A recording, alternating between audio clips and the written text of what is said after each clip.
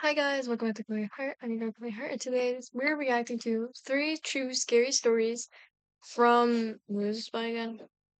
Mr. Nightmare. I'm super scared. Speak of the devil. Night, zoom in, please. Thank you.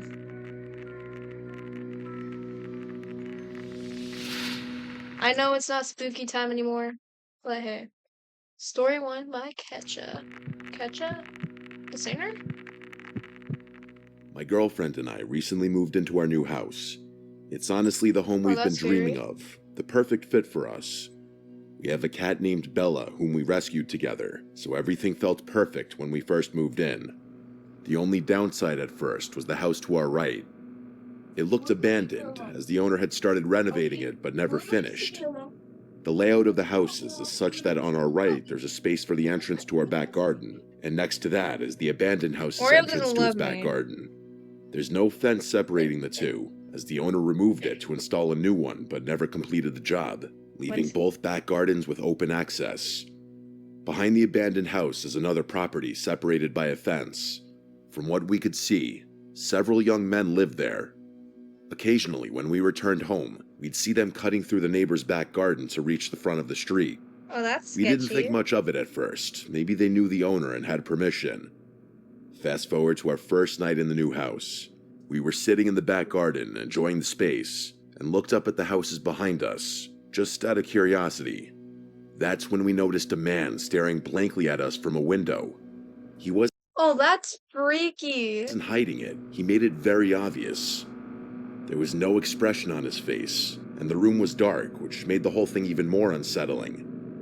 We assumed he was just curious about his new neighbors, but after half an hour of that blank stare, we decided to go inside. The next few days were normal. I went to work, and my fiancée continued unpacking. One night, we decided to sit in the garden again. It was dark, but we enjoyed looking at the stars and having deep conversations, until we heard the makeshift wooden board fence being moved. Three men appeared, standing there, staring at us. "Are you okay?" I asked, knowing they wouldn't leave unless I said something.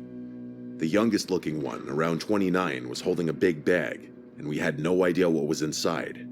He offered us some stolen washing up tablets, which we declined. I made a joke about it because the situation Bro, don't make a joke about shit. What in the fucking God's name is going on behind me? What? I thought you were Sario, Sasha. Sorry, I'm talking to my dog. felt so Continue. awkward. He smiled and said okay, and then they left. What struck me was how they just let themselves into our garden without saying anything, like as if they had every right to be there. We went back inside, thinking it was a one-off, but it all started getting worse from there. They began helping themselves into our garden more often and acting in ways that were clearly meant to intimidate us. Don't let anyone like trick you. Just don't look at people. They would get into the next door house by lifting up the fence that separated the back gardens and walking through.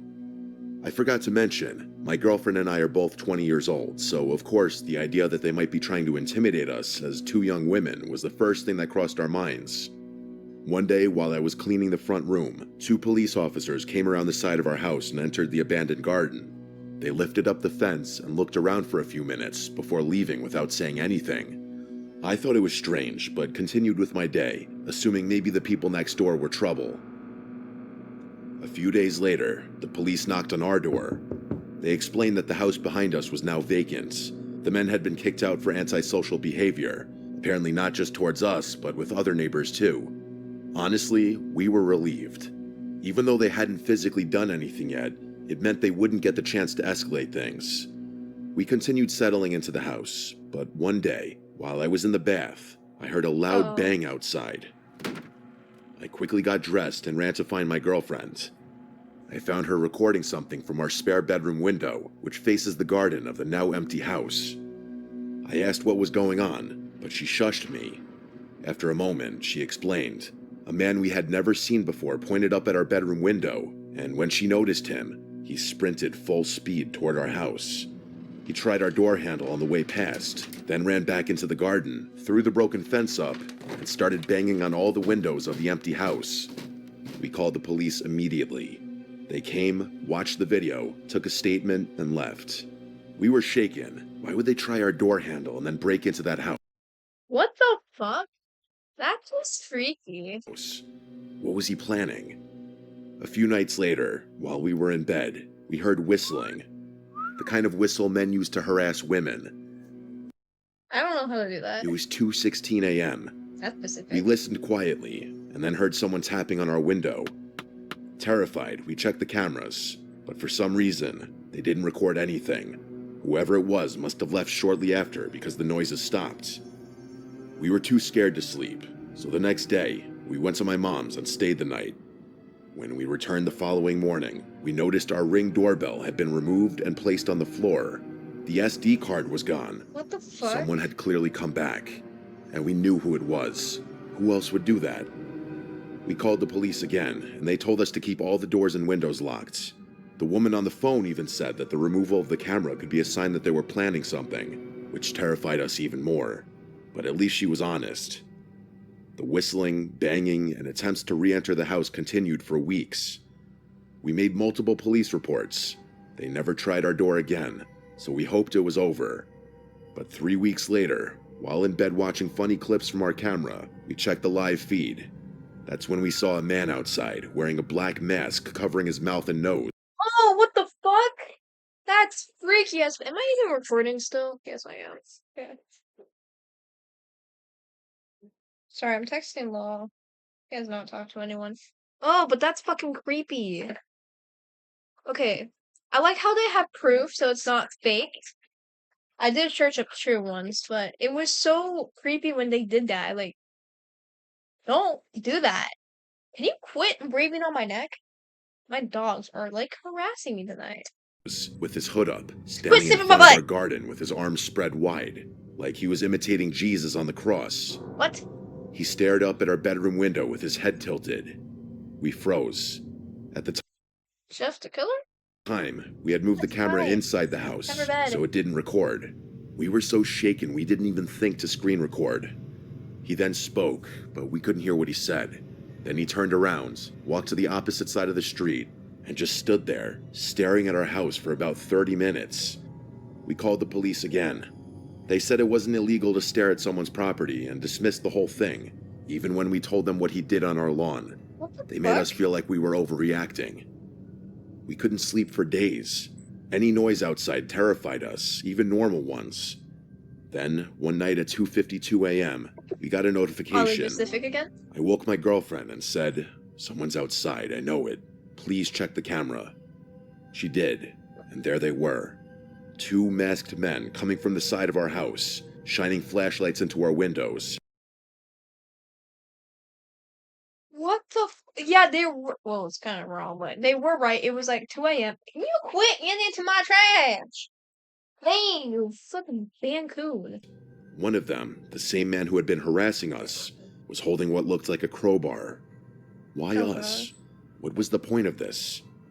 For days on end, he would stand across the street, pointing, waving, or shouting things up at our window. Ew. Every time we looked, why did he look? He kind of looked like my brother. He would stare blankly at better us. not be my brother. It was clearly meant to scare us, and it worked. We kept contacting the police, but they've done very little. The harassment continues. We've got cameras now, and we record everything, but we feel powerless. Just earlier today, he stood outside again, staring up at us. That's why we live in America. That's why we also have guns. Got it on video, and we're absolutely terrified. But we'll update if anything else happens. Fortunately, the Zebra searches over 100 insurance companies for you to find savings no one else. No way, that was the first one. Ain't no way. Story 2, Anonymous. Oh my god.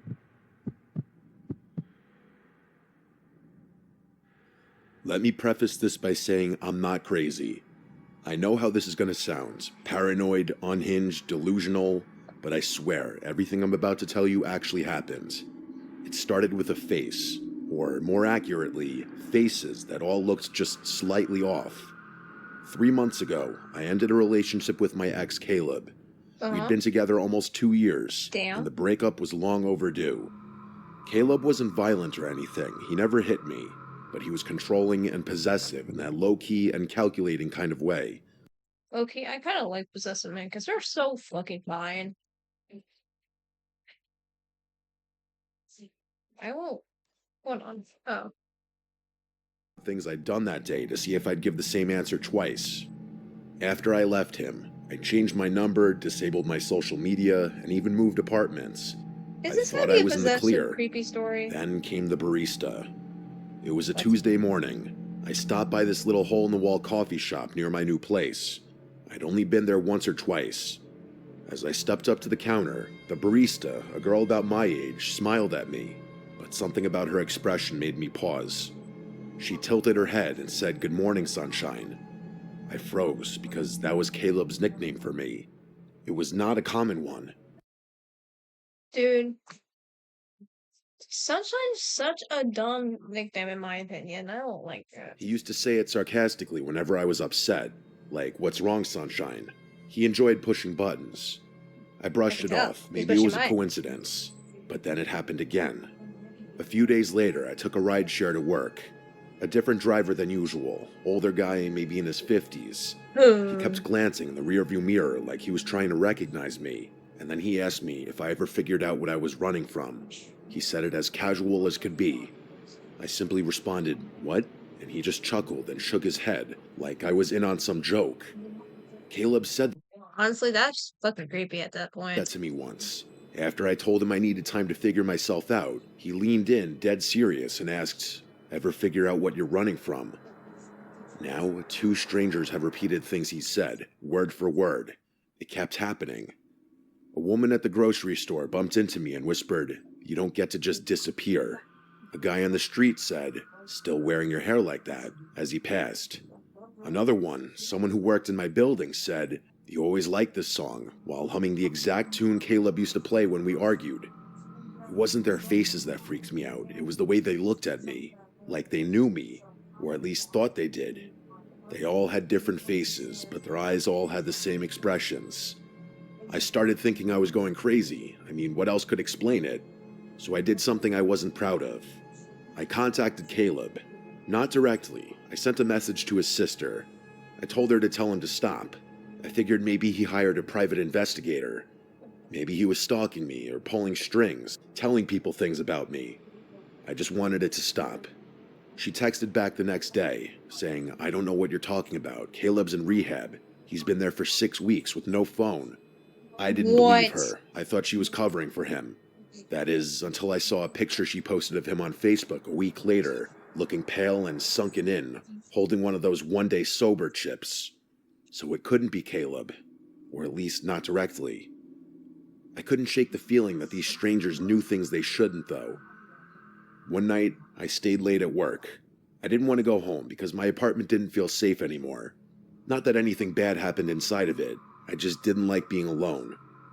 Around 10 p.m., I finally called it a night. I walked the 10 minutes to my place, keeping my head down, headphones in, but no music playing. Something I learned to do so I could still hear if someone was following me. When I turned the corner onto my block, I saw someone sitting on the stoop of the building across from mine. A young man with his hoodie up but his head down. I almost ignored him until he spoke. He said, "Cold out tonight, huh, sunshine?" I stopped walking. He didn't look at me, he just Dude, that's just fucking creepy. How does people know about this? Like, stared at the sidewalk like he was reading something on it. I slowly walked past and didn't say a word. When I reached my building, I went upstairs and locked every bolt on the door.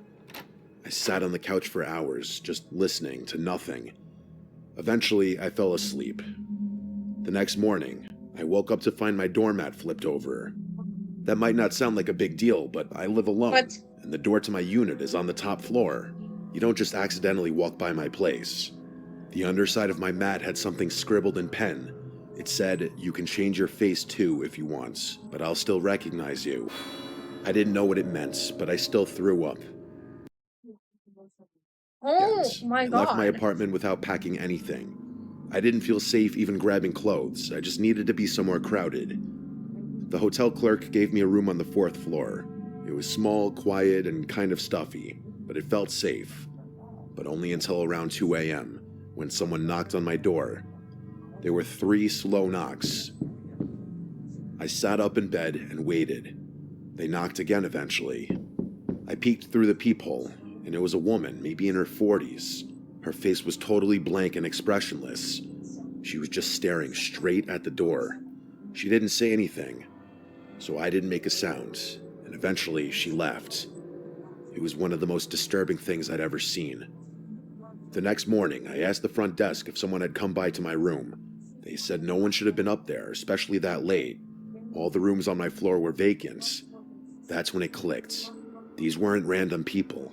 They were being sent and fed my details. They were given phrases Caleb used. But if it weren't Caleb, who would do it? I say the sister. And why? I thought about Caleb in rehab, about his obsession with control and making sure I was never fully gone. He didn't need to be the one knocking, he just needed to send others to do it. So I started digging, and there was one conversation I remembered from months before the breakup. Caleb talking about a forum he was on, a place where people shared tactics. He made it sound like it was for productivity or self-improvement. I don't remember the name of it. Honestly, I don't think he ever gave me the name. But in retrospect, it sounded like some creepy, cultish roleplay crap, except it's happening to me for real. Someone, probably Caleb, had hired people to say his words and mimic his patterns, so that even if he was out of my life technically, I'd still be constantly reminded of him. It wasn't stalking in the traditional sense. It was psychological graffiti. Like he was spraying himself onto strangers so I could never be sure who I was looking at. I don't think it's about watching me, but rather about making sure I never stop watching for him. I moved again and disappeared off social media again. I even dyed my hair. I told friends not to tell anyone where I was. It worked until last week. I was walking home from the bookstore, and a woman passed me on the street and said, "Still hiding behind books, Sunshine?" She didn't stop walking even just to look at me. I don't think this will ever stop. Maybe he paid some crazy underground service to do That's freaky. I say it's the fucking sister, not gonna lie. this to me for a year, who knows? Maybe he made it public. Maybe this is some sick underground game now. Who can scare Sunshine the best? Who can get the closest without touching? I can't trust anyone's face anymore. The constant paranoia is truly eating away at my mental health. That's why I have trust issues. Story free by M.D. This is My the last family is a story. group of homebodies that don't travel, so everyone was surprised when my aunt proposed a trip to one of Michigan's Great Lakes. We agreed, wanting to create new memories together. My cousin booked a spacious Airbnb that could somehow accommodate all 18 of us, which felt like a miracle considering the price. The house sat right on the beach, with gorgeous lake views that stretched for miles, almost like an ocean. Most of us claimed rooms in the main house, but because of our large group, some of us were placed in a second building directly behind it, a 2-story garage with bedrooms upstairs. My 3 cousins and I were assigned to sleep there. At first, we didn't think much of it. We spent most of the first day enjoying the hot tub, relaxing on the beach, and soaking in the scenery. It wasn't until night that we entered the garage for real. The space was outdated and neglected, with carpeted bathrooms that smelled like mold, stained bed linens, and a poorly secured latch on the door. Clearly, the cleaners focused on the main home and ignored the garage. My cousins were grossed out and refused to sleep on the beds unless we washed the sheets, so I suggested we do laundry. The machines were small, so we could only do 1 set of bed sheets at a time, and it was obvious we'd be up late. We passed time upstairs, waiting for the first load. My cousin Maria complained about how we got stuck with the worst place, and as she spoke, I started to feel uneasy, like something bad was coming. I've had this feeling before, a rare kind of intuition that usually ends in a nightmare or something worse. I told my cousins to stay alert, and they listened, especially since we'd all experienced a break-in before when we lived in Detroit. Around midnight, the bell rang from the first floor, signaling the wash was done. I went downstairs alone, swapped the load into the dryer, and brought up the clean-smelling sheets. When my cousins saw how clean they were, they wanted their bedding washed too, so I kept going up and down between cycles doing everyone's sheets. At around 2:37 a.m., we were finally done. We made the beds and were too tired to stay up any longer. My cousin Nikki insisted we leave the light on, and while they all fell asleep quickly, I stayed up doing some schoolwork on my phone. I'm a light sleeper, something that stuck with me since the break-in, and I remained hyper-aware of my surroundings even while half asleep. Then, around 3 a.m., a loud bang hit the garage door, like someone had thrown their body against it. Maybe it's just some drunk people. I sat up, startled, but my cousins didn't move. I tried telling myself it was just wind, though the noise was too heavy for that. Still, I stayed quiet and tried to sleep.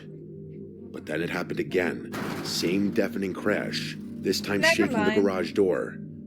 The building trembled from the impact. I was fully awake now, watching the lamp-lit room as my cousins continued to sleep. No animal or gust of wind could cause that. 20 minutes later, the third boom hit. The garage shook again, and finally, 2 of my cousins bolted upright. I asked if they heard that, already knowing the answer. Nikki asked what that was, and I said I don't know, but this is the 3rd time I'm hearing it. We all agreed no wind could cause that sound. Nikki suggested texting her mom, my aunt, so we did. It was 4:11 a.m. when she responded, realizing something serious must be going on. She woke my uncle, who ran outside to check the property. We stayed upstairs, too afraid to move, until we heard knocking. It was my uncle at the door, and when we opened it, we saw him standing there with my dad and a few of our older male cousins. That's when I knew it was serious. There was no wind, no one playing around. My uncle told us to grab our things that were going to the main house. Then he said there was someone on the property, and that's what made my heart sink. I threw everything into my suitcase, and we all rushed out of the garage. Once inside the main house, most of the family woke up from the noise and commotion. We sat in the living room, trying to piece it all together. I told them about the first 2 loud crashes, and my cousins confirmed the third. My aunt explained that when my uncle went out to investigate, she followed him. He shouted "hey" at someone standing behind the garage. The door to the main house slammed behind her right then, and there was no wind to explain it. She feared someone might have slipped into the house, so she ran to wake my dad and cousins. After searching, no one else was found inside. Then my uncle described what he saw. A man stood behind the garage, not hiding or moving, but staring like he wanted to be seen. When my uncle called out, the man didn't flinch. He simply walked away and vanished, not into the darkness, but into thin air. What? The leaves on the ground didn't crunch, and there were no footsteps. That shit's just so freaky. Left behind. My uncle's not someone who makes up stories either. He's a serious, logical man, which made everything scarier. My brothers added that they found 2 jester cards, one in the main house and one in the garage. The one in the garage was twisted and demonic looking. One cousin pointed out that jesters symbolize mockery, and the loud sounds happened around 3 a.m., the so-called devil's hour. That's why we don't fuck around in the devil's hour. It was as if we were being taunted. My uncle had even checked for footprints, but saw only his and my cousins, not the man's. Another cousin drove down the road during the incident to try and spot someone fleeing, but found no one. That day, no one returned to the garage. We squeezed into the main house, on floors, couches, anywhere there was room. My mom gave up her bed so we could sleep more comfortably. On the second night, she slept on a couch by the large windows and woke around 4 a.m. to footsteps on the porch. She didn't dare open her eyes. She was afraid of seeing someone looking in. Then she heard someone trying the basement door. It had a weak lock, and my brothers and male cousins were sleeping down there. The door rattled as someone tried to break in. My mom rushed to the basement, but by the time she reached the beachside entrance, no one was there, and all the boys were still fast asleep. That was our last night. Though we planned to stay until Tuesday, we left Monday instead. On the way home, we couldn't stop talking about what had happened. When my mom found out I had been going downstairs alone during laundry, she theorized that someone might have been watching me and thought I was alone in the garage. The time between my last trip downstairs and us going to sleep lined up way too well with the banging sounds. Theories started to form. Some of us thought it was a neighbor trying to scare us off. Others believed there was something paranormal, especially because of the jester cards. My aunt pointed out that a normal person would have run when my uncle spotted them, but this man didn't run. He just watched and disappeared. We contacted the Airbnb host, who claimed she'd review the footage from the camera above the garage door, but we never heard back. It made us wonder, did she know the man? Was he a neighbor?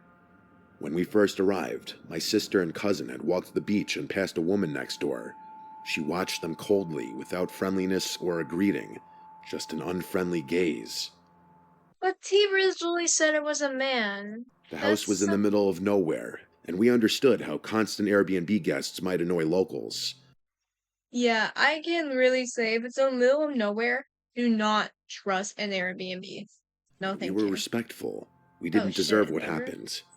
This was our first family trip. This will be the end of this video, guys. I hope you guys really liked this video. It's from Mr. Nightmare. It's called 3 True Horror Stories That Happen in Real Life. And now I do not want to go back to Michigan after hearing that story. Wow. Yep, but guys, if you really like this video, I'll see y'all next time. Bye, guys.